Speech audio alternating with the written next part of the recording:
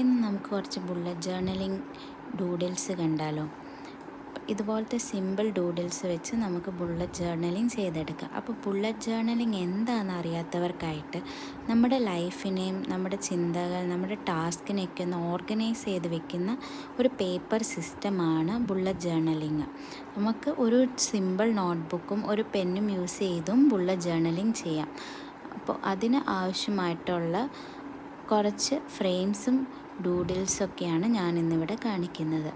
ഇതുപോലെ സിമ്പിളായിട്ട് ഇങ്ങനത്തെ ഫ്രെയിമൊക്കെ വരച്ച് ഇതിൻ്റെ ഉള്ളിൽ നമുക്ക് ടു ഡു ലിസ്റ്റും അല്ലെങ്കിൽ ഷെഡ്യൂൾസ്, അപ്പോയിൻമെൻറ്റ്സ്, നോട്ട്സ് കുറിക്കും ഇമ്പോർട്ടൻ്റ് ആയിട്ടുള്ള കാര്യങ്ങളൊക്കെ എഴുതി വെക്കാനൊക്കെ ഇത് സഹായിക്കും. അപ്പോൾ ഇതുപോലെ ചെയ്യുമ്പോൾ നമ്മുടെ ബുള്ളറ്റ് ജേർണലിങ്ങിന് കൂടുതൽ ക്രിയേറ്റിവിറ്റിയും മനോഹാരിതയും ഒക്കെ കൂടും. അപ്പോൾ ഇതുപോലെ നിങ്ങൾ ബുള്ളറ്റ് ജേർണലിംഗ് ട്രൈ ചെയ്ത് നോക്കണേ.